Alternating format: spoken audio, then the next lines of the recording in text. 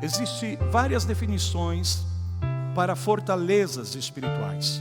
Todavia, é muito importante nós entendermos que as fortalezas, elas atuam no campo da mente, e isso se torna muito perceptível pelas Escrituras. Quando Paulo está falando sobre sofismas e altivez, ele está falando justamente de estruturas de pensamento que ocupam a nossa mente. Então, essas fortalezas, na verdade, são atitudes mentais impregnadas de falta de esperança. Em que sentido? No sentido de nós aceitarmos coisas, situações, que na verdade a gente sabe que são contrárias à vontade de Deus para nós. Então a gente acaba cedendo, porque criamos justificativas, olhem para mim, criamos argumentos e nos posicionamos nesses raciocínios, nessas justificativas, nesses argumentos, para dizer que ainda que a palavra de Deus seja verdade em alguns assuntos, porém, devido à nossa realidade em relação a esses assuntos, a essas circunstâncias, a essas situações, na verdade isso não se aplica nesse caso. Então, não temos coragem de dizer que a palavra de Deus é mentirosa. Sabemos que a palavra de Deus é verdade. Sabemos que a palavra de Deus é verdade. Mas diante de algumas experiências, diante de algumas circunstâncias que nós vamos vivendo na nossa vida, de situações que são contrárias àquilo que a palavra de Deus diz. Por exemplo, há pessoas que casam e vivem uma guerra no casamento. Uma verdadeira batalha no matrimônio. São infelizes, vivem uma situação, de opressão. E aí quando eles leem na palavra de Deus a respeito do casamento, diz a Bíblia que o casamento é algo que vem do coração de Deus para nós, que é algo bom. A Bíblia diz assim, por exemplo, que quem achou uma esposa, achou o favor de quem? Favor de Deus, favor de Deus. Mas diante de algumas circunstâncias matrimoniais, alguns esposos podem achar assim, bom, se uma esposa é um favor de Deus, eu não quero nem saber o que o diabo tem para mim. Porque a experiência dele, ou dela, no matrimônio, é difícil. É de lutas. De conflitos. E isso vai gerando na vida da pessoa argumentos. Amém? Argumentos que vão sendo construídos em função da sua experiência. E é aí onde justamente o diabo vai procurar construir uma fortaleza. Ok? Uma fortaleza. Nós não negamos a Deus, nós não negamos a palavra de Deus, mas no que concerne aquela situação específica, a gente vai criar, por causa de uma fortaleza, uma repartição na nossa mente. Ou seja, um compartimento que gera um argumento ali, se estrutura um argumento e a gente se justifica nesse argumento. Bom, talvez para algumas famílias, para alguns matrimônios, para algumas pessoas, essa palavra se aplica, mas para a minha vida não, para o meu matrimônio não. Já orei, já jejuei, já busquei, já fiz, já desfiz, já quebrei, já fiz quebra de maldição até 4ª, 5ª, 6ª, 10ª, 100 gerações lá atrás. E não tem jeito, apóstolo, não tem jeito. Então, o que acontece? A pessoa vem à casa de Deus, vem à igreja e ouve a palavra. E aí a gente está ministrando sobre Deus abençoar o casamento, de Deus fortalecer os matrimônios. E ela diz amém, e diz um amém enfático, crê mesmo, porque tem um compartimento onde está a palavra. Mas existe um argumento que se levantou acima daquela palavra. Então, nesse caso, nessa área em particular, ainda que eu sei que é verdade o que Deus diz, não se aplica a mim. Isso é uma fortaleza. Por isso que é difícil, por isso que é sutil a fortaleza. E por que eu estou dizendo a vocês, amados, que as fortalezas é a arma mais terrível que o diabo usa contra os santos, contra o povo de Deus? Por quê? Porque elas impedem que nós avancemos no propósito que Deus tem para nós. Na boa, perfeita e agradável vontade de Deus. Você lê lá na palavra de Deus que Deus prospera, que Deus nos dá poder para adquirirmos riquezas, mas a tua experiência, a tua realidade financeira é um caos. E aí você fica 30 anos servindo a Deus na igreja com uma mente dividida, por causa de uma fortaleza na área financeira.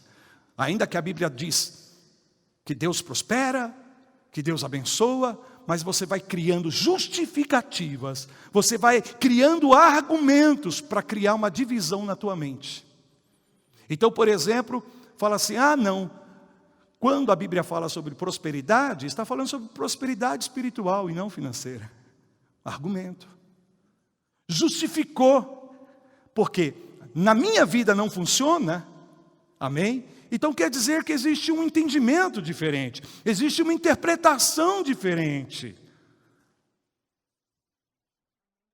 Estão me acompanhando? Então a gente vai se justificando, a gente vai encontrando argumentos para justificar a nossa realidade. Em vez de tomar a verdade de Deus e encarar a nossa realidade e guerrear. Até que a nossa realidade se alinhe com a vontade perfeita de Deus. É muito mais fácil ceder, mas não é muito mais proveitoso. Então você vai entendendo agora o que é uma fortaleza. Amém? Porque uma fortaleza, ela se disfarça de um argumento, de um raciocínio. E às vezes, olhe para mim, às vezes é um argumento bom, é um raciocínio bom, tem lógica, mas não a lógica de Deus, não a lógica da verdade da palavra. Ou seja, não tem a ciência, não tem a sabedoria de Deus naquilo. Então o diabo não vem, sabe, para atacar a vida de um cristão, dizendo, a palavra de Deus é mentirosa, a palavra de Deus não é verdade. Você não vai aceitar, você vai repreender. Foi assim que Deus diz, né? Mas não é bem assim. Porque olha bem para esse fruto. Ele é bom. Então a pessoa vai criando uma justificativa, onde se cria um pensamento, um argumento que é contrário ao conhecimento de Deus, à ciência de Deus, à sabedoria de Deus. Como é que diz aí? Gênesis capítulo 12, versículo 1. Sai da tua terra, da tua parentela e da casa de teu pai. Não há dúvidas, amém? Para mim e para você, mas para Abraão sim. Por quê? Porque olha o que diz o versículo 4, olha como começa bonito o versículo 4. Partiu Abraão como lhe ordenara o Senhor. Se parasse aí o texto, mas não para, está no meio do caminho. E aí o que diz a Bíblia? E Ló foi com ele. Então, e Ló foi com ele. Deixa eu te fazer uma pergunta. Você acredita que Abraão estava consciente de que levar Ló, ele estaria desobedecendo a Deus? Não. Ele achava que ele estava fazendo o quê? A vontade de Deus. Obedecendo, eu pergunto para você, ele estava obedecendo a Deus inteiramente? Não, ele estava obedecendo a Deus o quê? Parcialmente, ele dividiu a mente dele. Com um argumento, qual argumento? Eu não tenho filho, já sou ditoso em idade, tenho meu sobrinho querido, Abraão era um homem amoroso, que não tem mais pai. Não tem mais pai. E Abraão pensa, eu não posso ir embora e deixar esse menino aí. Não, eu vou levá-lo comigo. Porque, poxa, eu tenho responsabilidade. Né? E que mal tem levar o meu sobrinho órfão? É uma boa coisa, sim ou não? É uma boa coisa, é ou não é verdade? Abraão não estava mal intencionado. Ele não estava decidido deliberadamente a desobedecer a Deus. Não, ele estava obedecendo a Deus, porém obedecendo a Deus de uma maneira parcial. Por quê? Porque ele gerou um argumento, uma ideia dentro dele, um pensamento dentro dele, um raciocínio, e isso criou uma divisão na mente dele. E Abraão sofreu por conta disso. E aí o que o Senhor faz? Nada. Nada, porque essa situação vai vir à tona. Se você não trata com as coisas que você deveria tratar agora, quando Deus liberou a palavra, mais tarde, em algum momento, a tua caminhada vai ser interrompida. Tua jornada vai entrar em pausa. Pausa no que concerne ao que Deus tem, para você entrar numa atividade que não era o que Deus tinha para você. Você vai ter que tratar com coisas e assuntos que você não precisaria ter tratado se você tivesse obedecido integralmente lá atrás. Então uma fortaleza impede que a gente avance. Chega uma hora que Abraão clama a Deus e Deus não responde. Vocês estão me ouvindo? Deus não responde. A única coisa que vem é o conflito com Ló. E Ló, diz a Bíblia. E aí vem um grande conflito. Sim ou não? Vem um grande conflito. Aí veja bem como foi difícil para Abraão.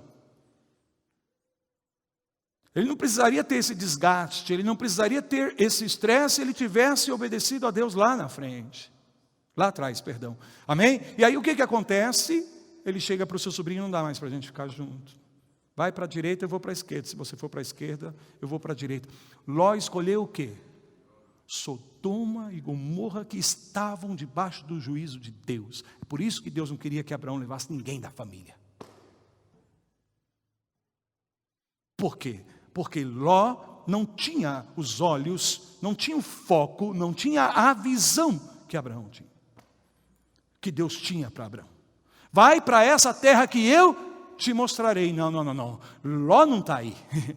Ló tem uma visão pessoal. Ló tem uma ideia pessoal. Ló tem uma agenda pessoal. Então essa agenda pessoal de Ló cria uma barreira, e todas as vezes que nós levantamos um argumento acima do conhecimento do Senhor, criamos uma barreira, uma fortaleza, e aí a gente não prospera naquilo. A gente não avança naquilo. E a gente ora, e a gente pede, mas não muda, porque está ali ânimo dobre. Você acha que você vai alcançar alguma coisa do Senhor? Não é isso que Tiago fala, sim ou não, gente?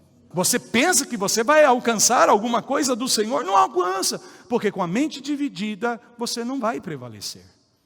Por isso temos que derrubar as fortalezas em nome de Jesus.